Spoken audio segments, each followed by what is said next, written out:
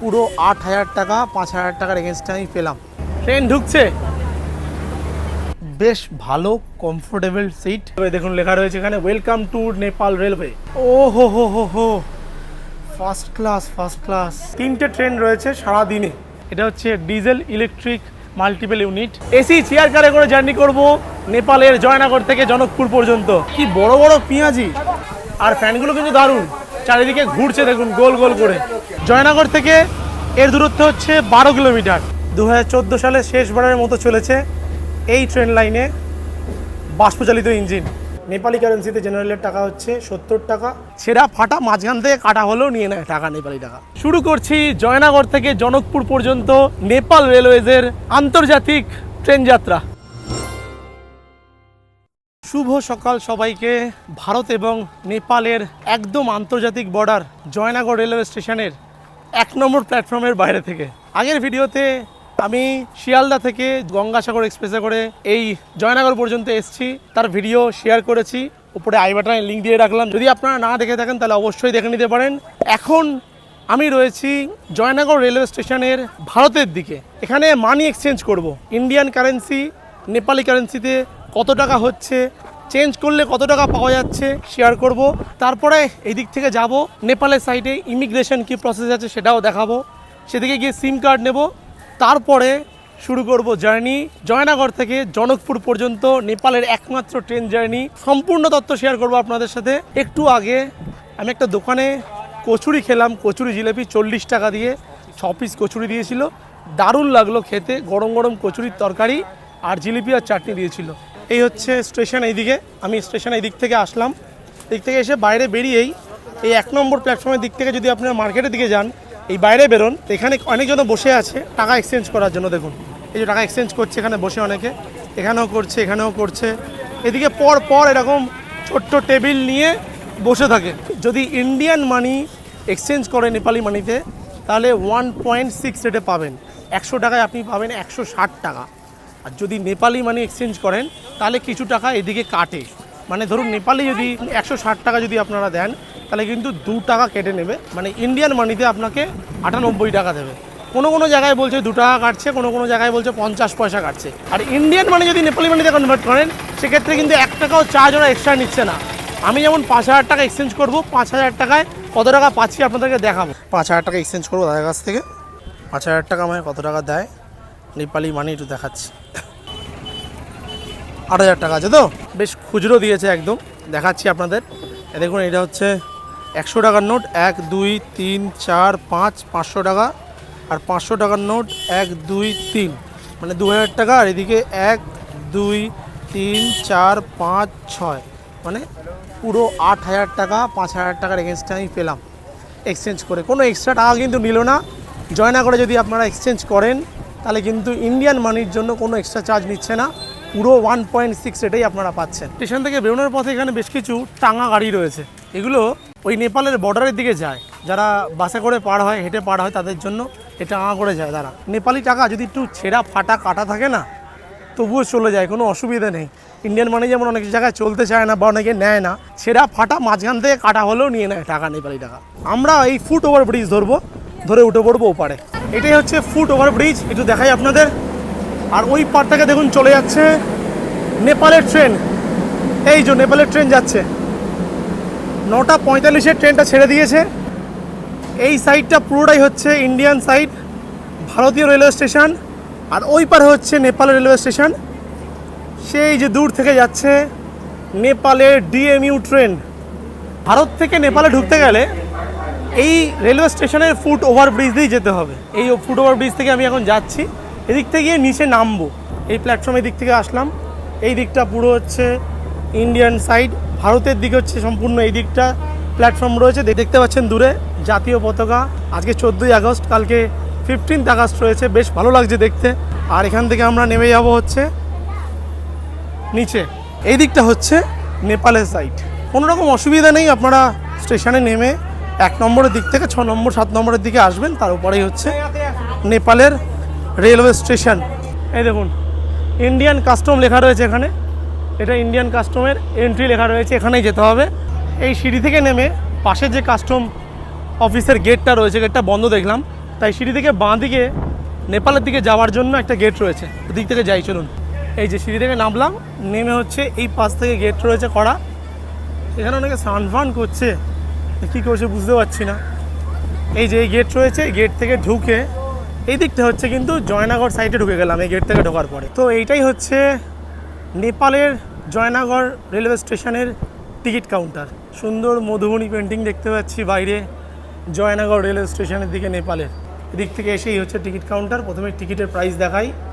দেখুন railway fair chart লেখা রয়েছে পরিষ্কার। এটা নেপালি কারেন্সিতে রয়েছে। জয়নগর থেকে ভাঙা বিজলপুরা পর্যন্ত যায় ট্রেন। আমরা যাব হচ্ছে জনকপুর পর্যন্ত। নেপালি কারেন্সিতে জেনারেলের টাকা হচ্ছে 70 টাকা, আর এসি চেয়ার কার হচ্ছে 350 টাকা। এখন থেকে যাই বলবো সব কিছুই নেপালি কারেন্সিতে বলবো, আপনারা কনভার্ট করে নেবেন 1.6 দিয়ে ডিভাইড করে। আর টাইমিং বলে দিই একটুখানি। এইটা হচ্ছে আমাদের ইন্ডিয়ান টাইমিং দেওয়া রয়েছে। 9:45-এ ফার্স্ট ট্রেন, সেকেন্ড ট্রেন হচ্ছে 1:30-এ, আর তারপর একটা 4:30-এ। 3টে ট্রেন রয়েছে সারাদিনে। এটা হচ্ছে আপনার জয়নগর থেকে জনকপুর ধাম, আর এই টাইমিংটা হচ্ছে জনকপুর ধাম থেকে জয়নগর পর্যন্ত 8:35, 11:45 আর 3:15। আচ্ছা, টিকিট কিন্তু এখন এখানে পাওয়া যাবে না। 1:30টার সময় জার্নি রয়েছে আমাদের, তাই 1 ঘন্টা আগে টিকিট দেবে, তার আগে টিকিট এখানে দেবে না। সকালের ট্রেন 9:45-এ বেরিয়ে গেছে, আপনাদের দেখালাম ডিপারচারটা একটু আগে হলো। তাই এখন কিছুক্ষণ জয়নগর রেলওয়ে স্টেশনের ইন্ডিয়ান সাইডে আমরা ওয়েট করব। ঘড়িতে সময় 12:39 বাজে। প্রথমে আপনাদের দেখাচ্ছিলাম যে ইন্ডিয়ান কাস্টম এখানে লেখা রয়েছে, এখানে চেকিং করিয়ে তারপরে টিকিট করতে হবে। তো সকালের দিকে একটু আগে ঘন্টা 2 মতো রেস্ট নিলাম আমরা প্ল্যাটফর্মের মধ্যেই। এখন এই দিক থেকে ঢুকবো, ঢুকে টিকিট করব। এই যে এন্ট্রি লেখা রয়েছে, এখান থেকেই ঢুকবো। ব্যাগ চেকিং হচ্ছে না, আলাদা করে কিছু কিন্তু চেকিং হলো না। ভাবছিলাম যে আধার কার্ড ভোটার কার্ড চেক হবে, এখান থেকে চলে আসলাম, কোনো চেকিং ফেকিং কিছুই হলো না। এই যে এখানে লোকজন বসে রয়েছে অনেক, বাবা, আর লাইনও পড়েছে তো প্রচুর টিকিট কাউন্টারের সামনে। তখন পুরো ফাঁকা ছিল যেহেতু ট্রেন চলে গেছিলো একটা, তারপরে টিকিট দিত না। ঠিক ট্রেন ছাড়ার 1 ঘন্টা আগে টিকিট দেবে যেহেতু, এই যে লাইনটায় দাঁড়িয়ে পড়ি। ও, এই ট্রেন দিয়ে দিয়েছে, ট্রেন ঢুকছে। এই প্রথম আমি কোনো আন্তর্জাতিক ট্রেনে জার্নি করব, সেটাও নেপাল থেকে। নেপালের ট্রেন দুর্দান্ত। এই যে ভর্তি লোকজন ট্রেনে উঠছে। আরে বাবা, জেনারেল কোচ দেখাতে হবে আগে, জেনারেল কোচ আপনাদের দেখিয়ে দিই। হ্যাঁ, এই যে এই হচ্ছে জেনারেল কোচ। দুদিকে এরকম সিট রয়েছে বসার জন্য, আর ফাঁকা ফাঁকাই রয়েছে কিন্তু।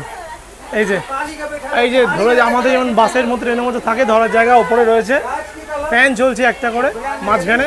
আর ফ্যানগুলো কিন্তু দারুণ, চারিদিকে ঘুরছে দেখুন গোল গোল করে। আমাদের ইন্ডিয়ান রেলওয়েতে যে ফ্যানগুলো থাকে একদিকেই স্লিপারের মধ্যে লাগানো থাকে, চারিদিকে ঘুরছে। বাহ! আর এই যে বড় বড় জানলা রয়েছে প্রত্যেকটা সাইডে, এখানে মোটামুটি 6 জন করে বসতে পারবে। এদিকে মনে হয় 2 জন করে, এদিকে মনে হয় 3 জন করে, মানে 6 জন, আর এদিকে হচ্ছে 4 জন বসতে পারবে। আর বড় বড় উইন্ডো, এর ওপরে লাগেজ রাখার জায়গা ওপরে রয়েছে, লাগেজের র্যাক এইদিকেও রয়েছে, এইদিকেও রয়েছে। বেশ সুন্দর কিন্তু, পরিষ্কার পরিচ্ছন্ন। এখান থেকে এইদিকে গেলে এই কোচই রয়েছে, এইটা আর একটা কোচ। আচ্ছা, টিকিট করে নিয়েছি 350 টাকার এসি টিকিট। 500 টাকা দিয়েছি নেপালি টাকা, আমাকে 150 নেপালি টাকা ফেরত দিয়েছে। 350 টাকা নেপালি রুপিসে এসি চেয়ার কারে করে জার্নি করব নেপালের জয়নগর থেকে জনকপুর পর্যন্ত। এই যে এদিকেগুলো 3টে পরপর জেনারেল কোচ, আর এই হচ্ছে এসি চেয়ার কার। চলুন ওঠা যাক। ও হো, ফার্স্ট ক্লাস চিল এসি রয়েছে, পুরো ফাঁকা। এসি চেয়ার কারে তো কোনো প্যাসেঞ্জার নেই, জার্নি করছে না। আর দারুণ সুন্দর কিন্তু। সিট নাম্বার 6 লেখা রয়েছে আমার। এদিকে দুটো করে সিট দুদিকে রয়েছে, আর যথেষ্ট স্পেসিয়াস সিটগুলো, দারুণ বসার জন্য। পুরো উইন্ডো দেখুন কার্টেন দেওয়া রয়েছে, আর ঠান্ডা বেশ ভালোই রয়েছে। এখানে ডিজিটাল স্ক্রিন রয়েছে, আশা করি নেক্সট স্টেশন এখানে দেখাবে। দেখুন লেখা রয়েছে এখানে ওয়েলকাম টু নেপাল রেলওয়ে, আর সিট নাম্বার লেখা রয়েছে দেখুন এখানে 56, উইন্ডো 55A। যখন টিকিট করলাম তখন বললো এসি ফাঁকাই থাকবে, যেখানে খুশি বসতে পারো। Seat number 6। আচ্ছা, ইনি এখানেই বসে গেছে, তো আমি আর বসছি না এখানে। আচ্ছা, একটু ওপরটা দেখাই। ওপরে দেখুন লাগেজ রাখার র্যাক রয়েছে, এই যে সুন্দর লাগেজ রাখার র্যাক দুদিকে। সিটের মধ্যে বসে আপনাদের দেখাই, এসি চেয়ার কারের সিট, বেশ বেশ ভালো কমফোর্টেবল সিট। আর এই হচ্ছে কার্টেন সরিয়ে দেবেন, সরিয়ে দিয়ে দারুণ দুর্দান্ত ভিউ দেখতে পারবেন। অল্প কিছুক্ষণের জার্নি এটা। টোটাল হচ্ছে ট্রেন লাইনের ওই 28 থেকে 30 কিলোমিটারের মতো জয়নগর থেকে জনকপুর পর্যন্ত আমি যাব। জেনারেল কোচে জার্নি করছি না, জেনারেল কোচ অন্য সময় ভিড় থাকে, এখন দেখলাম খুব একটা ভিড় নেই।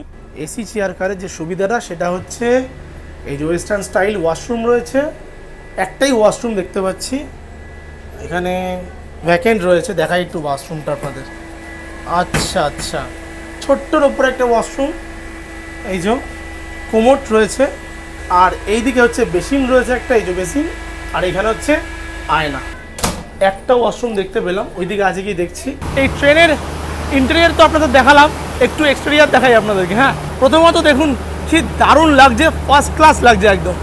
NRW লেখা রয়েছে, নেপাল রেলওয়েজ NRW। আর কালার দেখুন, ব্লু আর রেডের কম্বিনেশন, মাঝে হোয়াইট, ব্লু রেড হোয়াইট, সবটাই পরিষ্কার চকচক করছে একদম। আর একটুখানি আপনাদের ইঞ্জিনটা দেখিয়ে আসি। এখানে ইঞ্জিনের মধ্যে NRW লেখা রয়েছে। ওফ, এই দেখুন, বিউটিফুল বিউটিফুল। সামনে নেপাল রেলওয়ে লেখা রয়েছে। শুরু করছি জয়নগর থেকে জনকপুর পর্যন্ত নেপাল রেলওয়েজের আন্তর্জাতিক ট্রেন যাত্রা। ইমিগ্রেশনের ব্যাপারটা দেখলাম যে ব্যাগ চেকিং হয়, ব্যাগ চেকিং মেশিনটা খারাপ ছিল, আর বাকি কিন্তু কিছুই চেকিং করলো না। তবে রক্সল থেকে দেখেছি মাঝে মধ্যে চেকিং করা হয়, এখানেও হয়, কিন্তু এই মুহূর্তে দেখলাম যে হলো না চেকিং করা। আর আজকে এখন এই মুহূর্তে জেনারেল কোচে তেমন একটা ভিড় দেখতে পাচ্ছি না। আমার মনে হয় একটু এগোতে থাকলে জেনারেলে বেশ ভালোই ভিড় থাকবে। এই ট্রেন প্রথম চালু হয় 1937 সালে, তখন ন্যারো গেজ ছিল, ন্যারো গেজ লাইন, তখন শুধুমাত্র মালবাহী ট্রেন ছিল। তারপরে 1950 থেকে 2014 সাল পর্যন্ত যাত্রী এবং পণ্য দুটোই পরিবহন করা হতো। আর 2014 সালের পরে ট্রেন এই লাইন অনেক দিন পর্যন্ত বন্ধ হয়েছিল। আবার 2022 সালে ভারতের প্রধানমন্ত্রী নরেন্দ্র মোদী এবং তৎকালীন নেপালের প্রধানমন্ত্রী শের বাহাদুর দৌবের যৌথ উদ্যোগে, মানে দিল্লি থেকে কনফারেন্স কল করে এই রেল লাইনের উদ্বোধন করা হয় নতুন করে। আবার তখন থেকে এই ট্রেন চলছে। মাঝে টোটাল 5টা হল্ট রয়েছে এই ট্রেন যাত্রার। আর তারপরে গিয়ে পৌঁছাবো আমি জনকপুর ধামে। এই জয়নগর রেলওয়ে স্টেশনে টিকিট কাউন্টার, এখানে স্টেশন কিন্তু ফাঁকাই রয়েছে, মানে ওইদিকে যাওয়ার জন্য, ওই প্ল্যাটফর্মে ওইদিকে যাওয়ার জন্য এটা ফুট ওভারব্রিজ করা রয়েছে। দুদিকেই যেহেতু ট্রেনটা চলে, এই যে এদিকেও দেখুন নেপাল রেলওয়ে লেখা রয়েছে। এটা হচ্ছে ফ্রন্টের দিক, আমরা এই দিক থেকে এগোবো। প্ল্যাটফর্মের মধ্যে একটা ছোটো দোকানও রয়েছে এখানে। আবার ঘড়িতে সময় 1:27 বাজে, 3 মিনিট বাকি রয়েছে, জাস্ট 3 মিনিটের মধ্যে ট্রেন ছেড়ে দেবে। এদিকে আরেকটা রেল লাইন রয়েছে, এখানেও মনে হয় মাঝে মধ্যে ট্রেন ঢোকে। 2 নম্বর প্ল্যাটফর্ম আর 3 নম্বর প্ল্যাটফর্মও রয়েছে জয়নগর রেলওয়ে স্টেশনে। এই যে ছেড়ে যাচ্ছে আমাদের জয়নগরের 1 নম্বর প্ল্যাটফর্ম। ও ফাটাফাটি। তো এখনো পর্যন্ত কিন্তু আমরা ইন্ডিয়ার মধ্যেই রয়েছি। এই সামনে থেকে আমরা কিছুটা দূরে এগিয়েই 500-700 মিটার পরে আমরা বর্ডার ক্রস করে ঢুকবো নেপালে।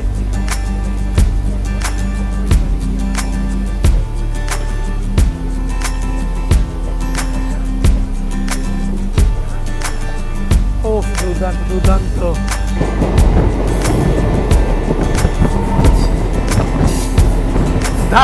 দারুণ লাগছে, অসাধারণ। ট্রেনটা এখানে কার্ভ নিচ্ছে, দুর্দান্ত একটা।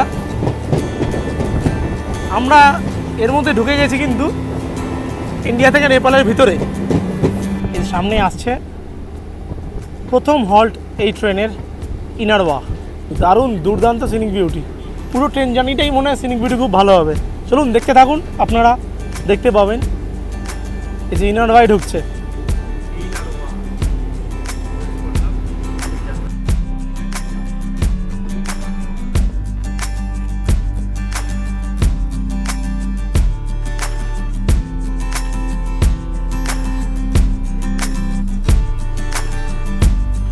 তো এসে পৌঁছে গেছি আমাদের এই যাত্রাপথের প্রথম হল্ট ইনারওয়াতে। DEMU ট্রেন দেখতেই পাচ্ছেন, এটা হচ্ছে ডিজেল ইলেকট্রিক মাল্টিপল ইউনিট, কোনো ইলেকট্রিফাইড না, কিন্তু ডিজেলে চলে এই ট্রেন। তো ফাঁকা স্টেশন ইনারওয়া। এই হর্ন দিয়ে দিয়েছে, একদম মনে হয় 1 মিনিটের হল্ট টাইম দেবে, উঠে পড়তে হবে। ট্রেন চালু হওয়ার পর থেকে কিন্তু এই এটা কিন্তু কাজ করছে গেটটা, এই হাতে এখানে হাত দিলে তবে কিন্তু গেট খুলে যাচ্ছে।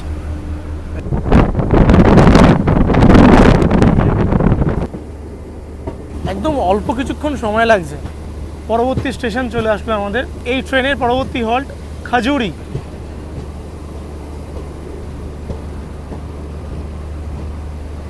প্রত্যেকটা প্ল্যাটফর্মই দেখছি ফাঁকা ফাঁকা আজকে এই সময়। প্রথম ট্রেনটা আমি জানি না কীরকম ভিড় হয়, এইটা বেলা 1:30 ট্রেনটা দেখতে পাচ্ছি, ভিড় খুব একটা নেই। আগে গিয়ে দেখা যাবে কতটা ভিড় হয়। ও বাবা, প্রচুর লোকজন। জয়নগর রেলওয়ে স্টেশন থেকে 8 কিলোমিটার দূরে এসে পৌঁছে গেছি আজকে দ্বিতীয়তম হল্ট খাজুরিতে। এসে দেখছি পেঁয়াজি মনে হয় বিক্রি হচ্ছে। ये क्या है? কি বড় বড় পেঁয়াজি। कितना करके भैया? पानी के बोतल कितना करके? 25 करके। জলের বোতল বিক্রি হচ্ছে, পেঁয়াজি বিক্রি হচ্ছে, অনেকে বেশ জানলা থেকে কিনছে। আর জেনারেল কোচের মধ্যেই দেখছি বেশি বিক্রি করা হচ্ছে। এই যে দেখুন খাজুরিতে। এই খাজুরি হচ্ছে নেপালের মধ্য প্রদেশের ধানুষা জেলার অন্তর্গত। আবার হর্ন দিয়ে দিয়েছে এখানে, এখানে 3-4 মিনিট মতো হল্ট দিল, ট্রেন ছেড়ে দিয়েছে। এই যে দেখুন গ্রিন সিগন্যাল দেখাচ্ছে, তার মানে আবার ট্রেন ছেড়ে দিয়েছে। এই হচ্ছে খাজুরি ছেড়ে যাচ্ছে। চলুন বাঁ দিকেই রয়েছে একটা ওপেন ওয়ার্কশপ, আপনাদের দেখাবো।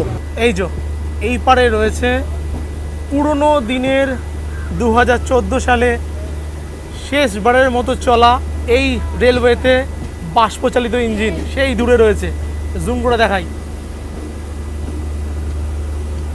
ন্যারো গেজের লাইনে চলা বাষ্পচালিত ইঞ্জিন। ও বাবা, এর চালও তো বাজ পড়ে গেছে পুরো। এই যে এই দিকটা রাখা রয়েছে একখানা বাইরের দিকে, আর ভিতরে রয়েছে একটা, এর ভিতরে এই যে দেখুন দেখা যাচ্ছে, এদিকে মুখ করে রাখা। এই যে 2014 সালে শেষবারের মতো চলেছে এই ট্রেন লাইনে বাষ্পচালিত ইঞ্জিন। এখানেই খাজুরি রেলওয়ে স্টেশনের পাশে ওপেন ওয়ার্কশপে রাখা রয়েছে। পরবর্তী হল্ট রয়েছে মহিনাথপুর রেলওয়ে স্টেশন। কি দুর্দান্ত লাগছে, সাইডের ভিউ অসাধারণ। এই অল্প কিছুক্ষণের জার্নি হলেও ট্রেনের ভিতরে বসে ঠান্ডা এরকম চিল্ড, তার মধ্যে সুন্দর যাত্রা করছি। বড় একটা উইন্ডো রয়েছে, কমফোর্টেবল সিট, দারুণ লাগছে। বাঁ দিকটা কিন্তু একদম কাছাকাছি রয়েছে ইন্ডিয়ান বর্ডার, 1 কিলোমিটারের মধ্যে 1.5 কিলোমিটারের মধ্যে ইন্ডিয়ান বর্ডার রয়েছে। আর ডান দিকে রয়েছে নদী, নদীটার নাম কি এক্স্যাক্টলি ভুলে যাচ্ছে, আপনারা যদি জানেন তাহলে কমেন্ট বক্সে অবশ্যই জানাবেন। এই যে পরবর্তী কিন্তু স্টেশন চলে এসছে মহিনাথপুর। এই যে মহিনাথপুর রেলওয়ে স্টেশন পরবর্তী স্টেশন। শুনুন বাইরে থেকে দেখাই। এখান থেকে যাতে না উঠতে দেওয়া হয় প্যাসেঞ্জারদেরকে, তাই এসির কোচ লক করে দিয়েছে। এই সব যাদের টিকিট আছে তারাই একমাত্র ঢুকবে। এই যে দুজন টিকিট দেখালো, দাদা গেটে দাঁড়িয়ে রয়েছে, তাহলে প্রচুর প্যাসেঞ্জার তারা ঢুকে যাবে এখানে, সেই কারণে আর গেট বন্ধ। এই যে মহিনাথপুর রেলওয়ে স্টেশন, দেখুন কি অবস্থা। ওখান থেকে মানে কোনো রকমভাবে ওই মাথায় লাগেজ ফাগেজ নিয়ে সব উঠে পড়ছে, আর ইনি গেট বন্ধ করে দিয়েছিল এখান থেকে। আর কত প্যাসেঞ্জার দেখুন, পুরো ভরে গেছে। ও বাবা, জেনারেল কোচের অবস্থা দেখুন, জেনারেল কোচ তো পুরো ভরে যাবে। মহিনাথপুর থেকে প্রচুর প্যাসেঞ্জার উঠছে। এটা কি সত্যি উঠতে পারবে নাকি? জেনারেলে জার্নি করছে এইসব লাগেজপত্র নিয়ে মাথায় করে, সব মহিলারা আছেন, বেশিরভাগ ক্ষেত্রে মহিলাদের দেখতে পাচ্ছি আমরা। তো দূরে দেখাই জুম করে, এই দেখুন এখানে লোকজন ঢুকছে দেখুন। যাই হোক, এসে পৌঁছেছি আমাদের আজকের যাত্রার 3য় নম্বর হল্টে মহিনাথপুরে। জয়নগর থেকে এর দূরত্ব হচ্ছে 12 কিলোমিটার। এর আগে ছিল খাজুরি থেকে এই মহিনাথপুর ডিস্টেন্স হচ্ছে ওই 4.6 কিলোমিটার মতো হবে। জায়গা অসাধারণ, স্টেশনটা সুন্দর জায়গায়। আর স্টেশনটা কিন্তু সাইড থেকে ওপেন রয়েছে, প্রত্যেকটা স্টেশন দেখছি সাইডের দিকগুলো ওপেন। ইনারওয়া এবং খাজুরিতে যতজন লোকজন ছিল প্যাসেঞ্জার, তার থেকে কিন্তু বেশি প্যাসেঞ্জার দেখলাম এই মহিনাথপুরে রয়েছে। এই যে ট্রেন দাঁড়িয়ে রয়েছে আমাদের 1 নম্বর প্ল্যাটফর্মের মধ্যে, বেশ মজা লাগছে জার্নি করে। এখন মনে হচ্ছে যে জেনারেলের টিকিট না কেটে ভালো কাজ করেছি, এসির টিকিট কেটে কাজের কাজ করেছি। শুধু গরম কারণ না, প্রথমের দিকে তো ফাঁকা ফাঁকা ছিল, এই মহিনাথপুর থেকে এসে প্রচুর প্যাসেঞ্জার ভরে গেছে। নেপালের মধ্যপ্রদেশের ধানুষা ডিস্ট্রিক্টের মধ্যে পড়ছে এই মহিনাথপুর। এখানে নারকেল পাওয়া যাচ্ছে, কিतना करके भैया? এখানে নারকেল পাওয়া যাচ্ছে 20 টাকার একটা। এই হর্ন দিয়ে চলো চলো চলো উঠে পড়ি। প্রায় প্রত্যেকে উঠে গেছে, দু একজন উঠতে পারেনি, লাস্টে এসিতে ওঠার চেষ্টা করছিল, তো উঠতে আর দিল না। এই যে মেহনাদপুর রেলওয়ে স্টেশন, ছেড়ে যাচ্ছে আমাদের ট্রেন।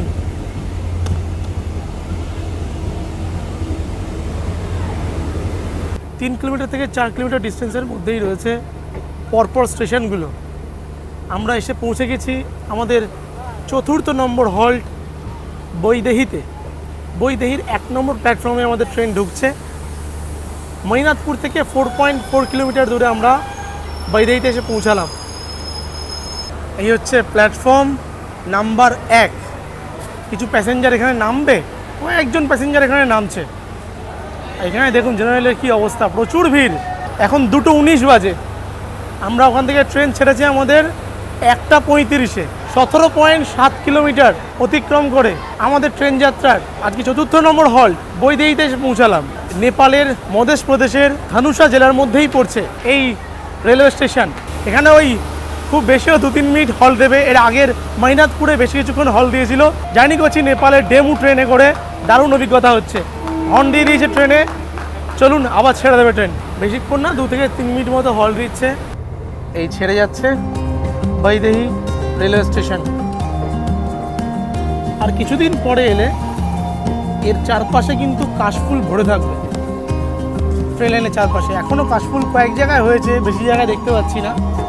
কাশবনে ভরা থাকবে, অপূর্ব সুন্দর লাগবে যদি সেপ্টেম্বর অক্টোবরে জার্নি করা যায়। আবার ভিতরে এসে বসেছি, বাইরে এত গরম, রোদের তাপ প্রচুর। গরমের থেকে রোদ গায়ে পড়ে যেন পুড়ে যাচ্ছে হাত পা। এই ট্রেন লাইনে দিনে 3টে ট্রেন চলে, তার মধ্যে যে লাস্ট ট্রেনটা চলে জয়নগর থেকে 4:30-এ, সেই ট্রেনটা এই জনকপুর ক্রস করে ভাঙা পর্যন্ত যায়। ওটা শুধুমাত্র বিকেলের ট্রেনটাই যায়। আবার গতকাল সকালবেলা ফার্স্ট ট্রেন ওখান থেকে আসবে জয়নগর পর্যন্ত, ওই ভাঙা থেকে। আর বাকি দুটো ট্রেন, যেটা আমাদের সকালবেলা এখান থেকে ছাড়লো, আবার যেটা আমি এখন জার্নি করছি দুপুরবেলা 1:30-এ, জনকপুর পর্যন্তই যাবে। এর পরবর্তী স্টপেজ রয়েছে আমাদের পারভাতে, তারপরে আমরা জনকপুরে গিয়ে পৌঁছাবো। এই পারভা রেলওয়ে স্টেশন ছিল, দাঁড়িয়েছিল কিছুক্ষণের জন্য জাস্ট, আর নামলাম না, নামা হলো না। যাই হোক, পারবাহা হচ্ছে আপনার জয়নগর থেকে 21 কিলোমিটার দূরে এই রেলওয়ে স্টেশনটা রয়েছে। জেনারেল লোকজন জার্নি করছে, দেখুন সবাই গেটের সামনে বসে রয়েছে, বসে জার্নি করছে।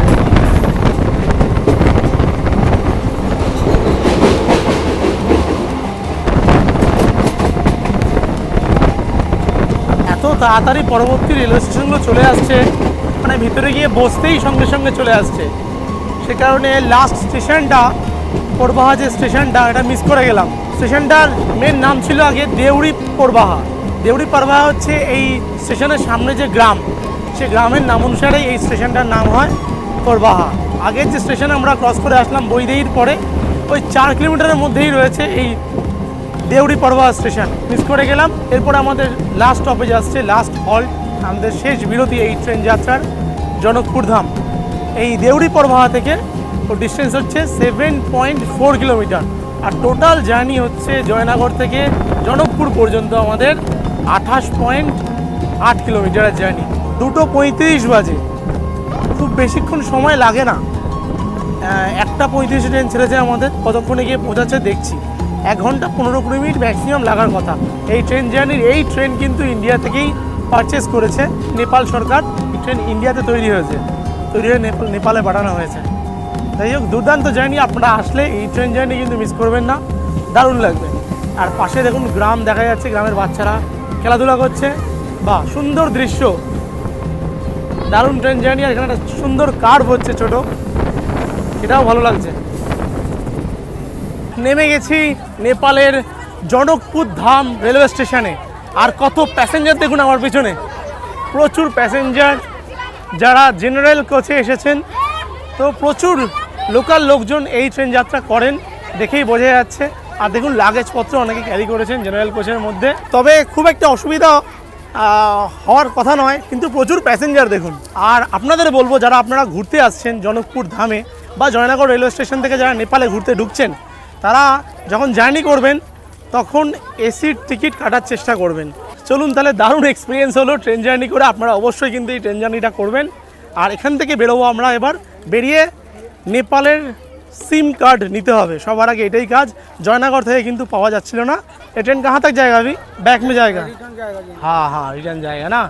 आप कहाँ से? यहाँ से लोकल? अच्छा, जो शाम का जो ट्रेन आता है ना जयनगर से, कहाँ तक जाते हो?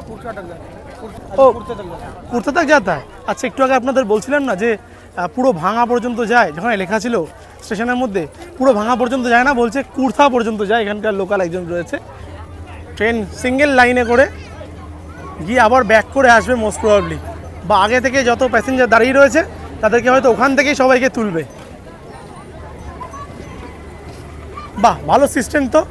আমাদেরকে সব এখানে নামিয়ে দিল, নামিয়ে এখানে একটা ব্যারিকেড করা রয়েছে, ব্যারিকেডের পরে ওই দিক থেকে আবার যে প্যাসেঞ্জাররা এখন এখান থেকে জয়নগর পর্যন্ত যাবে তাদেরকে নিয়ে যাবো ওখান থেকে। বিউটিফুল।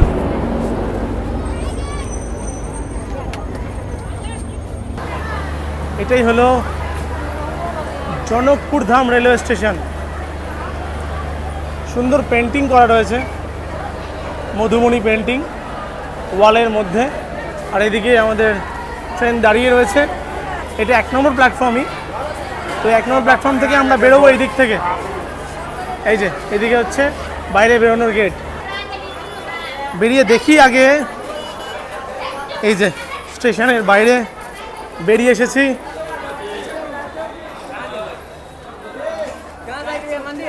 তো একটা ব্যাপার আপনাদেরকে বলি, ট্রেনের টিকিট চেকার একবার এসেছিলেন, আমি তখন ভিডিও বানাচ্ছিলাম বাইরে।